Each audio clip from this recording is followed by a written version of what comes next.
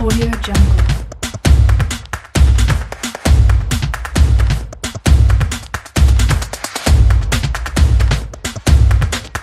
Audio Jungle.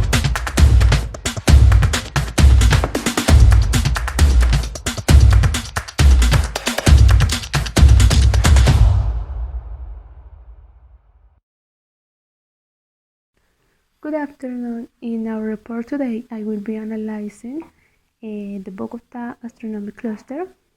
First, I want to share with you a conversation between two women who own several restaurants that are part of the Bogota Gastronomy Cluster. Hi, how are you? I'm fine, and you? Fine, thank you. Okay, let's go inside. Okay. Tell me, how is your restaurant going? Well, it's bad because of the COVID-19, the pandemic. I have to fire a lot of employees, so I think it's bad. And tell me, how's your restaurant going? No, it's terrible. I have a lot of debts, and I had to close one of my restaurants in Usaquén, and that's so sad. Yes, me too. I had to close two of my restaurants because of the pandemic, and I couldn't afford to have them. So yes, I have to close them. Yes, for example, in my case, I had to adopt different sanitary measures. I had to remove tables, and also I had to hire a driver. Yes, the situation is really difficult now. Yes. Okay, now that we heard the current situation that gastronomic cluster facing, I want to show you the interview that I did a few days ago with Camila. She is a representative of Bogota Chamber of Commerce who shared important data about this cluster and that allows to know its competitiveness and the challenges it faces in this COVID-19 crisis. Good afternoon. Today I meet Camila, representative of the Bogota Gastronomy Cluster, and she will tell us how the cluster has dealt with the COVID-19 pandemic and how competitiveness in the sector has improved. Good afternoon, Angelica. Thank you very much for inviting me to this interview. Okay, before we start, I would like to ask you what variables are important to consider in a cluster. Okay, yes, from my point of view, I consider it relevant that in a cluster there is an innovation, competitiveness, investment, and technology, especially in this country. Yes, I totally agree with you. So before I start talking about the gastronomy cluster, I want to show you the global competitiveness indices to know the positioning of Colombia in this. Okay, thank you. Can you see my screen? Yes, I can see your screen. Thank you. Okay, according to the Global Innovation Index 2020, Colombia occupies rank 68. According to that index, Colombia had 4 high scores in the 7 GII pillars: institution, infrastructure, market sophistication, and business sophistication. However, it scored below poor in human capital and research, knowledge, and technology products, and creative products. And on the other hand, according to the Global Talent Competitiveness Index 2020, Colombia ranks 74th. It's important to mention that according to the market landscape, according to the market landscape variable refers to the competition intensity, and it's important to mention that Colombia is above the average with a score of 79.54. As well, the ease of doing business has a 69.01. However, the cluster development variable has a score of 40.95 below average, which means that Colombia must invest more in cluster initiatives that promote the economy in general.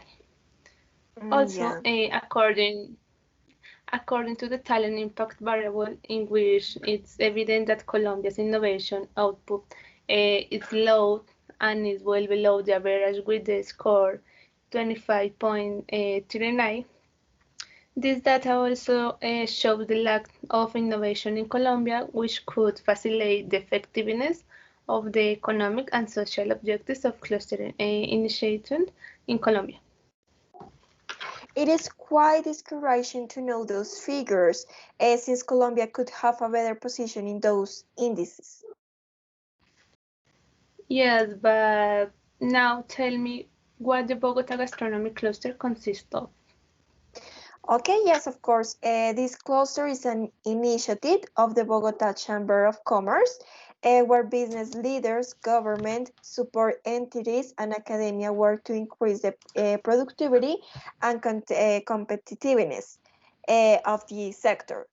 The Economic Cluster Initiative is made of economic activities related to hotels, restaurants, catering, suppliers, academia, and entities of the national government. This cluster was created since 2014 and today has 284 participating companies. Very interesting. What the Chamber of Commerce does related to gastronomy. Yes, in fact, the gastronomic cluster in Bogota has to supply a high and demanding local demand and to be able to respond to this demand. We have also had support from the agriculture sector, which has not provided resources to increase the competitiveness of the sector. Okay, I heard that in 2018 the Bogota Gastronomy Cluster merged with the Madrid Gastronomy Cluster. Is that true? Yes, because we not only want to compete, but we also have support from other clusters to bring new culinary proposal and increase consumption internationally. Okay, the gastronomic sector has been one of the most affected by the current health crisis of COVID-19. How have they coped with this situation? You're right. This crisis forced the sector to work under the strict measure of only selling through homes, the delivery service, which affect hundreds of restaurants. This crisis generates losses of more than 7 trillion pesos and the closure of 9,000 establishments. In addition to that, 20,000 group, which prevent them from reactivating the service. In addition, many restaurant chains, such as Oma, are considering closing several of their stores in Bogota. I would like to know how many jobs this crisis affect in this sector. Yes, look at 140,000 jobs destroyed, 42,000 suspended, and 44,000 are active right now.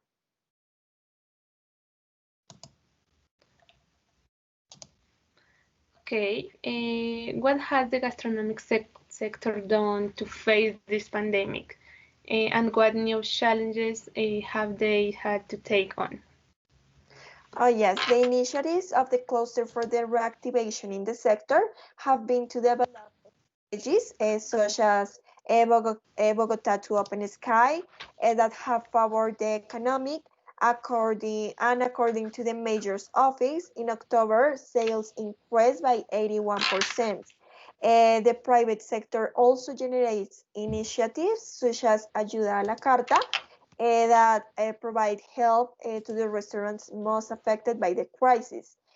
The points in which the cluster wants to work to move innovate prices are the first one is reinvent itself and offer new products and innovate prices.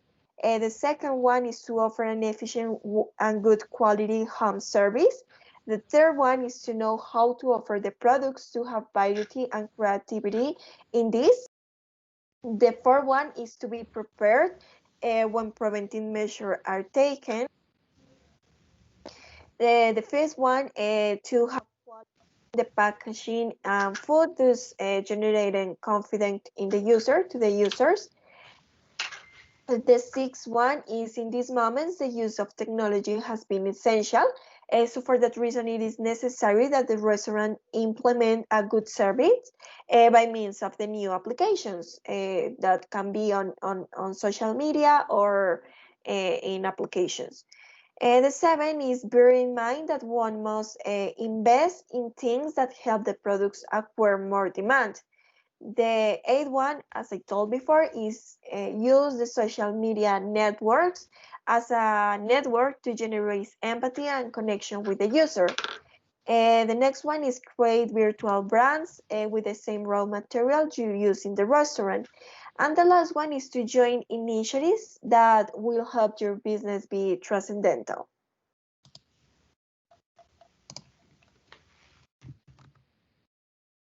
Okay, Camila, thank you very much for the information provided.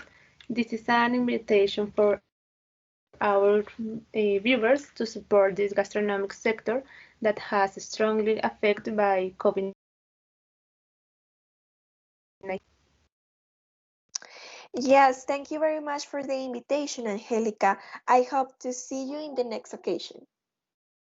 Bye.